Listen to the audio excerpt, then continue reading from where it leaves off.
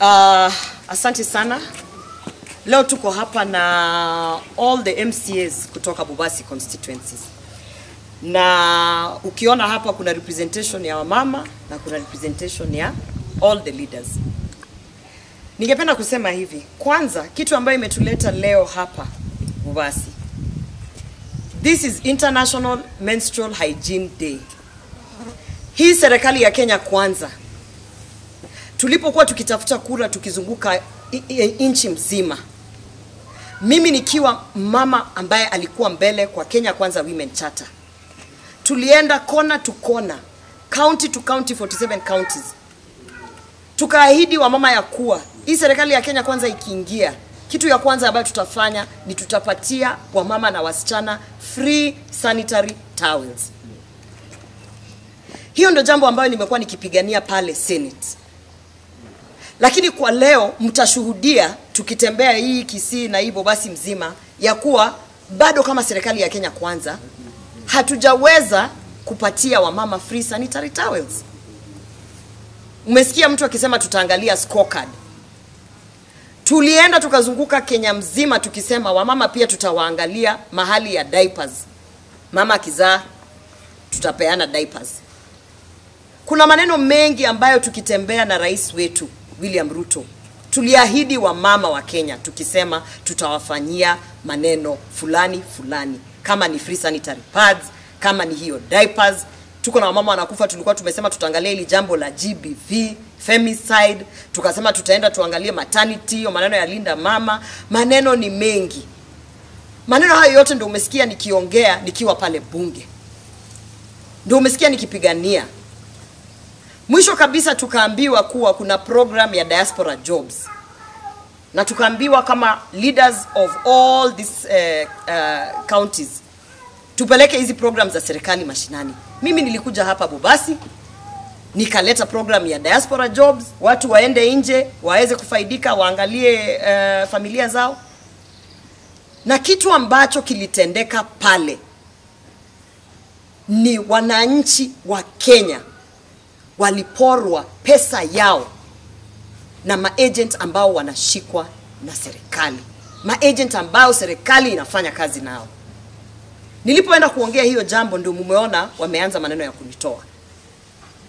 Nataka niulize my president, wanasema kuna katiba ambayo ya chama ambaye mimi sijafuata. Ni katiba gani ya UDA inasema ya kuwa kama wewe ni mwanachama ya UDA lazima usimame uangalie wa Kenya wakiporwa mali? Ni katiba gani? Ni katiba gani ya UDA inasema ya kuwa kama wewe ni mwana chama wa UDA ni lazima unyamaze kimya ukiangalia ile ahadi yote tulikuwa tumepatia wamama including sanitary pads, ukiona ni kama tulikuwa tunawadanganya? Katiba gani imesema kama mwanachama wa UDA utasimama na upige makofi kukiwa na corruption? Hiyo ni katiba gani? Nataka niambiwe. Kwa siku ya leo tunazunguka tukienda kupatiana hizi sodo, hizi sanitary pads. Kama serikali yangu hii ya Kenya Kwanza ingeweza kupatia wamama sanitary towels, leo hatungekuwa na kazi ya kuzunguka kupatia wasichana Bobasi sanitary towels. Kama serikali ya Kenya Kwanza ingeweza kufikisha zile maneno zote ambazo tulikuwa tumeahidi wa mama na wasichana, leo hatungekuwa na kazi hapa Bobasi ya kuwaongelesha nyinyi media. Nataka niambiwe na nielezwe ni katiba gani hiyo ya UDA ambayo inasemwa mkituma pale nominated senator parliament aende kutongozwa kwa lazima. Ni katiba gani ya UDA inasema lazima huyo senator aweke kichwa chini na akubali kutongozwa kwa lazima? Ni katiba gani? Kwa sababu mahali ambapo tunaenda na hii nchi si pazuri.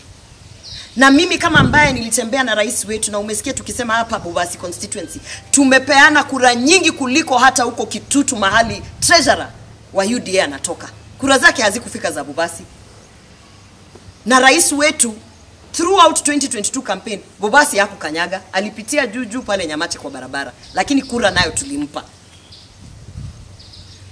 Mimi swali ambayo naulizwa na hawa waheshimiwa hapa, wananiuliza Sasa kama wewe ambaye ulikuwa unatuambia tubaki kwa serikali, wanakufanya hivi. Hii ni serikali gani hii ambaye inafukuza Wakenya, ambaye inanyanyasa wamama, ambaye inasema kuwa ahadi ambazo tuliwapatia wamama ya free sanitary towels hatuna haja? Ni serikali gani hiyo? Rais wetu, hii si serikali ambaye tuliambia wamama tutawaletea. Hii serikali imekuja ikageuka. Sijui kama ni hiyo maneno ya handshake kama nini, lakini hii si ile serikali ambayo tumezunguka nayo. Kwa leo, kwa sababu serikali haijafika kupeana hiyo ahadi ambayo walikuwa wamesema free sanitary towels, leo niko na waheshimiwa hapa, wamechanga wote, tumekusanya pesa yetu yote sisi sote, tukaangalia tukasema watu wa Bobasi constituency wacha wapewe sanitary towels, kwa sababu serikali imesahau ahadi ambazo tulikuwa tumepatia wasichana na wamama. Na kwa leo hiyo ndio kazi tunafanya hapa Bobasi. Bado ninasimama imara, bado sisi tuko ground. Lakini Rais William Ruto, wacha nikuambie, vijana ambao wanakudanganya hapa Kisii County, kura zao zikishikanishwa hazifiki za Bobasi constituency. Makosa ambayo unafanya, hauangalii na hausikizi wale watu ambao wanakuambia ukweli. Waheshimiwa wamesimama hapa na wanasema ukweli. Bobasi constituency ya huku kanyaga, Bobasi constituency ya hujawahi kukanyaga. Kisii umekuja kupitia mara 10, hujawahi kukuja Bobasi constituency, lakini bado watu wa Bobasi walikuwa wanaangalia wakisema hii serikali labda itakuja itusaidie. Sijui kama bado hii ni ile serikali ambaye tulizunguka na wewe rais tukitafuta kura. Bado tunaangalia kwa